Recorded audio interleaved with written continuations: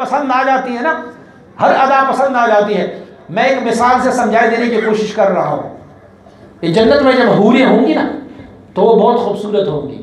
اور ان حوروں میں سے کوئی اس طرح کی حور بھی ہوں گی جن کی آنکھیں بڑی بڑی ہوں گی، تو انہیں کہتے ہیں حور عین۔ عین کے معنی آنکھیں، تو وہ پوری کا پوری آنکھیں تو نہیں ہے، لیکن رب کائنات نے اس کی ایک وصف بیان فرمائے کہ ان کی آنکھیں اتنی خوبصورت ہوں گی، اتنی بڑی بڑی آنکھیں ہوں گی، اتنی خوبصورت ہوں گی کہ گویا ہم اس سے کہوں گے کہ آنکھوں والی آنکھوں والی۔ تو یہ محبت کا ایک انداز ہے۔ میرے رب کو مصطفیٰ کریم کی ہر ادا پسند آئی۔ ایک کمبل اوڑھنا بھی رب کو پسند فرمایا تو رب نے فرمایا یا ایھا المزمل، اے کمبل اوڑھنے والے میرے محبوب صلی اللہ علیہ وسلم۔ محض یہ ادا نہیں بلکہ حضور کے ہر ادا، آپ کو معلوم تو ہے نا، کسی کو کسی سے محبت ہو جائے، الفت ہو جائے، تو محبت اور الفت کا تقاضا یہ ہے کہ مجھے ان کا شہر بھی اچھا لگے گا، مجھے ان کا مکان بھی اچھا لگے گا۔ مکان سے وابستہ حضرت امام عبد الوہاب شعرانی رحمہ اللہ الباری آپ فرماتے ہیں محبت کی تقاضوں میں ایک تقاضا یہ ہے کہ اگر کوئی بندہ کسی سے محبت کرے نا، تو آپ نے شیخ اور مرشد کی محبت کے بارے میں لکھا ہوا ہے کہ ہم شیخ اور مرشد سے محبت کی تقاضے یہ ہے کہ آپ کو شیخ سے وابستہ ہر چیز پسند آ جائے، آپ کو شیخ کا لباس پسند ہو، آپ کو اپنے مرشد کا جسم اطہر پسند ہو، آپ کو مرشد کا گھر پسند ہو، آپ کو مرشد کی مسجد پسند ہو، آپ کو مرشد کے دوست پسند ہو، آپ کو مرشد کا شہر پسند ہو۔ اور آپ نے فرمایا کہ جب آپ دور سے آتے ہو تو اپنے مرشد کی آبادی جب آپ کو نظر آتی ہے ہو تو یوں تصور کر لیا کرو جیسے میں نے اپنے مرشد کو دیکھا ہوگا، ان کی آبادی سے بھی اتنا محبت رکھو۔ اور رب کائنات نے ہمیں یہ چیز مصطفیٰ کریم صلی اللہ علیہ وسلم میں فرمایا، رب کائنات نے حضور سے جڑی ہوئی وابستہ ہر چیز سے محبت فرمائے، بلکہ رب کائنات نے اس زمین کے ساتھ بھی محبت فرمائی جس زمین پر میرے اور آپ کے آقا قدم فرما رہے ہوتے تھے۔ رب نے فرمایا لا اقسم بہذا البلد وانت حل بہذا البلد، میرے محبوب مجھے قسم ہے اس شہر کی، عام شہر کی نہیں، مجھے اس شہر کی قسم ہے کہ وانت حل بہذا البلد، محبوب آپ جس شہر میں ہوتے ہو مجھے اس شہر کی قسم ہے۔ آپ مفسرین کو اٹھا کے دیکھیں تو مفسرین نے ایک عجیب نقطہ نکالا ہوا ہے، فرماتے ہیں رب کائنات نے فرمایا لا اقسم بہذا البلد، کا اشارہ ہے کہ شاید رب کائنات کعبۃ اللہ اور مکہ معظمہ کی قسم اٹھا رہا ہے۔ فرماتے ہیں نہیں، حدیث میں سے ثابت ہے اور دوسرے آیا کی مندرجات سے یہ بندہ اخذ کر لیتا ہے کہ رب نے فرمایا کہ محبوب مجھے اس شہر کی قسم ہے۔ کون سی شہر کی؟ محبوب اگر آپ مکے میں ہو تو مجھے مکے کی قسم، اور اگر آپ مدینہ میں ہو تو مجھے مدینہ کی قسم۔ فرمایا وَأَنْتَ حِلٌّ بِهَذَا الْبَلَدِ، محبوب مجھے ہر اس شہر کا قسم کہ جس شہر میں میرے محبوب آپ رہتے ہو۔ بلکہ رب کائنات کو تو یہ بھی گوارا نہیں ہے کہ کفار کو بھی عذاب دے، حضور کے دشمنوں کو، رب کے دشمنوں کو بھی عذاب دے۔ وجہ کیا بتایا رب کائنات نے؟ فرمایا کہ رب کائنات اس بات کو گوارا نہیں فرماتا وَمَا كَانَ اللَّهُ لِيُعَذِّبَهُمْ وَأَنْتَ فِيهِمْ، میرے محبوب رب اس چیز کو بھی گوارا نہیں فرماتا کہ آپ کفار کے درمیان ہو اور رب کفار کو عذاب دے۔ رب کفار کو نہیں اپنے محبوب کو دیکھ رہا ہے کہ میرا محبوب ان کے درمیان ہے تو میں کیسے کفار کو عذاب دوں۔ رب کائنات نے حضور سید عالم صلی اللہ علیہ وسلم پر، اور ہم کہتے ہیں کہ میرا محبوب جو ہے وہ اتنا خوبصورت ہے، میں اپنے محبوب کے ہر چیز سے محبت کرتا ہوں۔ اگر ہر چیز سے محبت سیکھنی ہے تو رب سے سیکھو کہ رب مصطفیٰ کریم کی کن کن چیزوں سے محبت فرماتے ہیں۔ رب کائنات تو حضور کے ساتھ نسبت رکھنے والی ایسی چیزوں سے بھی محبت کرتے ہیں جو ہمارے وہم و گمان میں بھی نہیں آتی۔ رب کائنات نے سورہ نازل فرمایا، رب کائنات نے کس چیز کی قسم اٹھائے؟ محبوب مجھے قسم ہو آپ کی صحابہ کرام کی گھوڑوں کے پیروں سے اٹھنے والی دھوئیں اور دھول کی بھی قسم اٹھایا ہے رب کائنات۔ رب کائنات نے صحابہ کرام رضوان اللہ علیہ مجمعین کی جب مصروفی جہاد ہوتے ہیں تو گھوڑوں کی پیروں سے اٹھنے والے گرد کی بھی قسم اٹھائی ہے۔ تو مفسرین فرماتے ہیں گرد تو گرد ہے، تو پھر اس کی قسم کیوں رب کائنات نے اٹھائی ہے؟ فرماتے ہیں گرد کو نسبت ہے گھوڑی کے پیروں سے، اور گھوڑوں کی پیروں کی نسبت ہے سوار سے، اور سوار کی نسبت ہے میرے اور آپ کی آقا سے۔ تو رب نے آقا سے وابستہ ہر چیز کی قسم اٹھائی ہے، ہر چیز سے محبت فرمائی۔ اعلیٰ حضرت نے بھی محبت کے اپنے تقاضے پیش کیے تھے، تو اعلیٰ حضرت نے بھی فرمایا تجھ سے در، اور در سے سگ، اور سگ سے ہے مجھ کو نسبت، میری گردن میں بھی ہے دور کا ڈورا تیرا۔ مجھے تو آپ کے در کے کتے سے بھی محبت ہے۔ لیلا نے، ارے ہم مجنون سے گئے گزرے ہیں، مجنون سے گئے گزرے ہیں آپ، کہ مجنون تو لیلا کی گلی کے کتے کی آنکھوں کو چھو رہا ہوتا ہے، اس لیے نہیں، اسے پتہ ہے مجنون کو کہ میں کیوں چھو رہا ہوں، یہ تو ایک نجس ہے، یہ تو ایک گندہ ہے، یہ کتا ہے، یہ کسی چیز میں نہیں ہے، یہ حیوانات میں سے، اور حیوانات میں سے بدبخت ہے، بدتر ہے، لیکن پھر بھی ان کی آنکھوں کو چھوم رہا ہے۔ تو مجنون نے کیا خوب کہا، مجنون نے کہا میں اس کتے کو جانتا ہوں کہ یہ کتا ہے، لیکن اس کی آنکھوں کو اسی لیے چھوم رہا ہوں کہ اس آنکھوں نے میری لیلا کو دیکھا ہوا ہے، اس آنکھوں نے میری لیلا کو دیکھا ہوا ہے۔ سبحان اللہ۔ ویسے مجنون اور لیلا کے جو واقعات ہیں نا، یہ مشائخ نے بھی اپنی کتابوں میں ذکر کی ہے۔ حضرت امام عبد الوہاب شعرانی نے اپنی کتاب انوار قدسیہ میں ذکر فرمایا۔ آپ فرماتے ہیں کہ یہ لیلا اور مجنون جو تھے نا، آپ لوگ تو سمجھ رہے ہوں گے کہ ایک لڑکا اور لڑکی کے آپس میں محبت تھی۔ فرماتے ہیں یہ دونوں اللہ کی ولی تھے، یہ دونوں اللہ کی ولی تھے، اور دونوں کی آپس میں محبت رب کائنات ہمیں یہ دکھا رہا ہوتا ہے کہ ان کی محبت بالکل صاف تھی، ان کی محبت میں کوئی دنیاوی لالچ یا کوئی نفسانی خواہشات کچھ نہیں تھی ان کی۔ تو واقعات جب نقل کرتے ہیں لیلا اور مجنون کی محبت کی، تو وہ اسی لیے نہیں کہ ہم چسکے لیں ان سے کہ یار ایک لڑکے نے لڑکی سے محبت کی اور ان کا نہیں، وہ ہمارے لیے عبرت کی بات ہے۔ بادشاہی وقت جو تھے نا، اس نے مجنون کو بلایا، کہا یہ آ جائے مجنون، یہ بیچارہ تڑپتا رہتا ہے، یہ سلگتا رہتا ہے، اس نے تو اپنی ساری زندگی کو برباد کر لی، پوچھ لیتے ہیں کیا ہے۔ تو مجنون سے پوچھا، مجنون نے کہا تو نے بادشاہ میری لیلا، تو اپنی سلطنت چھوڑ جائے گا۔ بادشاہ نے کہا یہ بتائیں تو صحیح، دکھائیں تو صحیح، یہ لیلا ہے کیا، کیا بلا ہے کہ جو مجنون اتنا عاشق ہے اس پہ۔ تو لیلا کو لائی گئی، دیکھا بادشاہ نے تو لیلا جو تھی نا وہ قد سے چھوٹی تھی، دبلی پتلی تھی، کالی کلوٹی تھی، کوئی حسین نہیں تھی لیلا۔ تو بادشاہ نے دیکھا تو مجنون تیرا بیڑا غرق ہو، تو اس کالی کلوٹی چھوٹی سی دبلی پتلی پر اتنا عشق، اتنی محبت، یہ تو کچھ نہیں ہے، میری بادشاہی میں تو اس سے ہزاروں زیادہ حسین عاشق ہو اس پر، کوئی اور تجھے نہیں ملی۔ تو کہا بادشاہ سلامت، عرض کر لو تو اپنی نظروں سے لیلا کو دیکھ رہے ہو،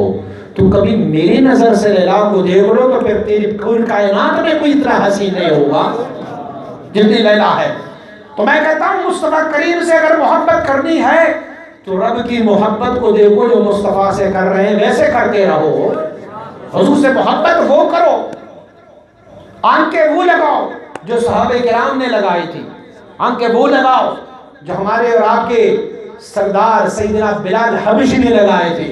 آنکھیں وہ لگاؤ جو صہیب اور دوسرے صحابہ کرام نے لگائے تھے، آنکھیں وہ لگاؤ جو سیدنا صدیق اکبر کی نگاہیں تھی۔ تو حضور سے کتنی محبت، فرمایا کہ میری 3 خواہشیں ہیں،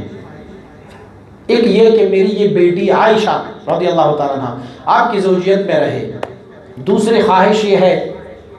کہ میرے پاس بہت سارا مال ہو اور حضور میں آپ پر نچھاور کرتا رہوں، اور تیسری خواہش میری یہ ہے کہ حضور آپ کا چہرے والضحیٰ میرے سامنے ہو اور صدیق کی آنکھیں اسے تکتے رہیں، بات یہ میری تقاضا ہے، یہ میری خواہشیں ہیں کہ رب کائنات میری ان خواہشوں کو پورا فرما دے۔ اور حضور سید عالم صلی اللہ علیہ وسلم بارک کی یہ محبت جو ہے یہ جزئی ایمان ہے، جب تک حضور سے ایسی محبت نہ کی جائے کہ لا یؤمن احدکم حتی اکون حب الیہ من والدہ وولدہ والناس اجمعین، اس مرتبے تک جب نہیں پہنچ جاتے تو پھر لا یؤمنوں کا لفظ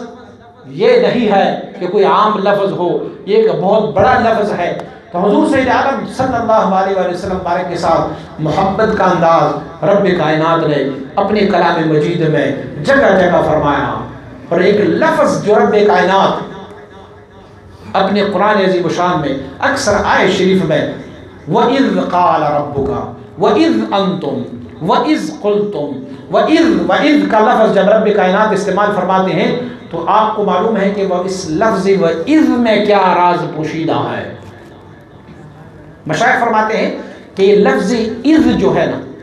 اس سے مراد آپ کسی سے بھی معنی پوچھیں تو وہ کہیں گے وَإِذْ قَالَ رَبُّكَ، اور یاد کر وہ وقت جب رب نے فرمایا ملائکہ کو، وَإِذْ أَنْتُمْ، یاد کر وہ وقت جب آپ تھے، وَإِذْ قُلْتُمْ، یاد کر وہ وقت جب آپ یہ کہتے ہوتے تھے۔ تو حضرت آدم علیہ نبینا علیہ السلام سے لے کے یا قبل آدم علیہ نبینا علیہ السلام کی تخلیق سے لے کے حضور کے زمانے تک جتنی بھی آیات شریف رب کائنات نے کسی واقعے کی طرف اشارہ فرمایا تو اس میں لفظی وَإِذْ ابراہیم علیہ نبینا علیہ السلام نے یہ کیا، اور وَإِذْ قَالَ إِبْرَاهِيمُ رَبِّ اجْعَلْ هَٰذَا الْبَلَدَ آمِنًا، اور موسیٰ علیہ نبینا علیہ السلام نے وَإِذْ، فلان نبی نے وَإِذْ، فرعون نے وَإِذْ، اور حامان نے وَإِذْ، جو سب وَإِذْ کا لفظ آیا ہوا ہے۔ تو مشائخ فرماتے ہیں اس میں ایک راز پوشیدہ ہے۔ وہ مصطفیٰ کریم صلی اللہ علیہ وآلہ وسلم کو رب کائنات ایک بات یاد دلا رہا ہوتا ہے، اور یاد دلاتا اس بندے کو کیا جاتا ہے کہ جب وہ بندہ اس موقع واردات پر موجود ہو۔ اگر موجود نہ ہو تو اسے یاد نہیں دلایا جاتا بلکہ انہیں واقعہ سنایا جا رہا ہوتا ہے۔ آپ عدالت میں جائیں گے اور کوئی کیس لڑیں گے تو وہاں پر پوچھا جائے گا کہ کوئی گواہ ہے، اور ایک بندے کو لایا جائے گا گواہ کے طور پر۔ اب اس بندے سے جب پوچھا جائے گا گواہ سے تو وہ گواہ کہے گا کہ جی، جج ان سے پوچھے گا کہ آپ موقع واردات پر موجود تھے؟ اگر وہ کہے کہ ہاں میں موجود تھا تو پھر مانا جائے گا، اور اگر اس بندے نے کہا نہیں میں موقع واردات پر موجود نہیں تھا لیکن واقعہ ایسے ہوا تھا، تو جج ان کی گواہی کو ریجیکٹ کر لیں گے۔ میرے مصطفیٰ کریم صلی اللہ علیہ وسلم بارک کو رب کائنات نے ہر موقع اور ہر محل پر آپ کی روحانیت کو موجود رکھا تھا۔ رب کائنات اسے وہ واقعات بھی یاد دلا رہے ہیں جو ابھی بنی آدم پیدا بھی نہیں ہوا تھا، پیدائش سے قبل والے واقعات بھی رب کائنات میرے محبوب کو یاد دلا رہے۔ محبوب یاد کر وہ وقت جب آدم نے یہ کہا تھا، یاد رکھ وہ وقت، یاد کر وہ وقت جب فلان نبی نے یہ کہا ہوا۔ تو وہ میرے اور آپ کی نبی کی عظمت اس بات سے بھی ثابت ہو جاتی ہے کہ آدم علیہ نبی علیہ السلام ابھی خاک و گل میں تھا، ابھی تک دنیا میں آیا بھی نہیں تھا، تب بھی میرے اور آپ کے آقا اس وقت بھی موجود تھے۔ تو اگر ایسے آقا ہو تو ان سے محبت کی تقاضی بھی بہت زیادہ ہے کہ ہم ان سے محبت کر لیں، کیونکہ محبت مصطفیٰ ایمان کی ایک جز ہے۔ اگر یہ محبت مصطفیٰ نہ ہو، اور الحمدللہ آج ہم بزم میں دیکھ رہے ہیں، سارے ہمارے مسلمان ملکوں میں بھی دیکھ رہے ہیں کہ جب اجتماعات میلاد ہوتے ہیں تو یہ اجتماعات میلاد جو ہوتے ہیں یہ بذات خود حضور سے محبت کا ایک اظہار ہوتا ہے۔ ہوتا کیا ہے، ہم اپنی مال کو بھی، ہم اپنی جانوں کو بھی، ہم اپنی بال بچوں کو بھی گھر میں چھوڑ جاتے ہیں، محفل میں آ جاتے ہیں۔ ہم اپنی مال کو بھی صرف کر کے حضور کی میلاد کے محفل میں آتے ہیں۔ ہم اپنے پیسے، مال، دولت کو، اپنے وقت بھی صرف کر کے آ جاتے ہیں۔ یہ سارے تقاضے ہیں ہمارے حضور سے محبت کے اظہار کے۔ ہم حضور سید عالم صلی اللہ علیہ وسلم سے محبت کا اظہار کرتے ہیں۔ تو آج کی یہ بزم بھی بسلسلے جس نے عید میلاد النبی صلی اللہ علیہ وسلم ہے، اور مجھے یقین ہے کہ انشاءاللہ العزیز ہمارے اور آپ کے آقا حضور سید عالم صلی اللہ علیہ وسلم اپنی گنبد خضراء سے ہماری اس محفل کا مشاہدہ فرما رہے ہوں کہ میرے کچھ امتی بیٹھے ہوئے ہیں، کراچی کے عبداللہ بورڈ میں بیٹھے ہوئے ہیں، مسجد بھی تو چھوٹی سی ہے اور لوگ بھی بڑے فقیر آئے ہوئے ہیں، لیکن یہ جو فقراء اور یہ جو مجلس سجائی گئی ہے، شاہ عبد الرحیم کا ایک واقعہ میں نے آپ کو پہلے سنایا، اب دوسرا واقعہ بھی آپ سماعت فرمائے۔ شاہ عبد الرحیم رحمۃ اللہ علیہ، یہ شاہ عبدالحق محدث دہلوی رحمۃ اللہ علیہ کے آپ دادا ہیں، آپ نے ایک واقعہ نقل کیا ہوا ہے، آپ فرماتے ہیں کہ میں ہر سال حضور سید عالم صلی اللہ علیہ وسلم بارے کی محفل میلاد کی محفل منعقد کیا کرتا تھا، بڑی دھوم دھام سے، بڑے لوگوں کو مدعو کیا کرتا ہوتا تھا۔ کہا گردشی زمانہ سے کوئی ایک سال ایسا وقت آیا کہ میرے پاس کچھ نہیں تھا کہ میں محفل میلاد سجاؤں، تو آپ فرماتے ہیں میں نے بازار سے بنے ہوئے چنے منگوائے،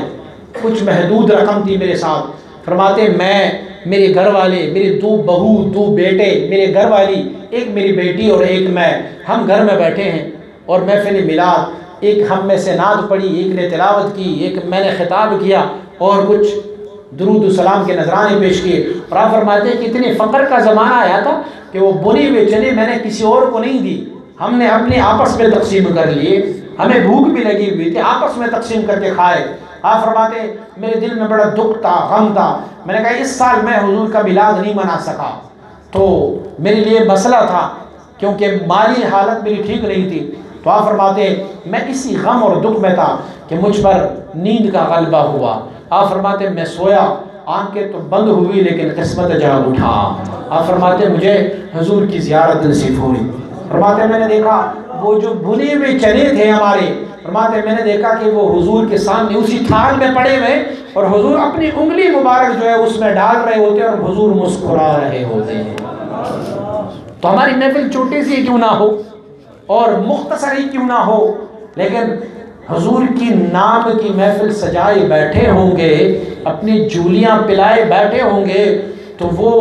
ذات اقدس ہے جن کی بارگاہ میں لا کا لفظ نہیں ہے، نہیں کا لفظ نہیں ہے، وہ عطا کر دینے والے ذات ہے۔ تو جہاں سے بھی آپ پکاریں گے وہ سماعت فرماتے رہیں گے۔ اور حضور سید عالم صلی اللہ علیہ وسلم کو رب کائنات نے وہ کمال عطا فرمایا ہوا ہے کہ حضور فرماتے ہیں کہ مجھے رب کائنات نے دونوں جہانوں کی، اور ایک روایت میں ہے کہ زمین اور آسمان کی خزانوں کی کنجی عطا فرمائی ہے۔ جب حضور کو خزانوں کی کنجی عطا فرمائی ہے تو ہم نے مانگنا بھی حضور سے ہے۔ تو کھاتے ہیں تیرے در کا اور پیتے ہیں تیرے در کا، پانی ہے تیرا پانی اور دانا ہے تیرا دانا۔ تو حضور کی توفیل سے ہم کھاتے ہیں، حضور کی توفیل سے ہم جیتے ہیں، حضور کی توفیل سے ہم چلتے پھرتے ہیں۔ اگر حضور کی نسبت نہ ہوتی تو آج ہمیں کوئی نہ پوچھتا ہوتا۔ اللہ ہماری ان محفلوں کو اپنی بارگاہ میں شرف قبولیت عطا فرمائے، اور رب کائنات ہمیں بار بار ایسے محافل سجانے کی توفیق عطا فرمائے۔ اور یہ جو آپ کے سامنے مشائخ اور علماء ہے تو ان کا دیدار بھی بذات خود، حضور نے فرمایا کہ جو کسی عالم سے ملتے ہیں، کسی نیک بندے سے ملتے ہیں، ان کا دیدار کرتے ہیں، ان سے مصافحہ کرتے ہیں، تو حضور فرماتے ہیں وہ ایسے ہیں جیسے اس نے میرے ساتھ مصافحہ کیا ہوگا۔ تو یہ بھی ہمارے لیے سعادت ہے کہ اللہ کے اس طرح کے برگزیدہ بندوں کے سامنے میں بیٹھے ہوتے ہیں۔ رب کائنات ان محفلوں کو جاری و ساری رکھے۔ اور میرے پیارے دوست حضرت پیری طریقت رہبر شریعت پیر سجاد سیفی صاحب نے محفل سجائی ہے، اللہ کریم اس محفل کی توفیل، اس محفل کی برکت سے ان کو بھی صحت کلی عطا فرمائے، اور ان کے والد صاحب بیمار ہیں، اللہ ان کو بھی صحت کلی عطا فرمائے، اللہ کریم درجات عالیہ عطا فرمائے، اور رب کائنات اس آستانے کو، اس گلشن کو آباد و شاد رکھے۔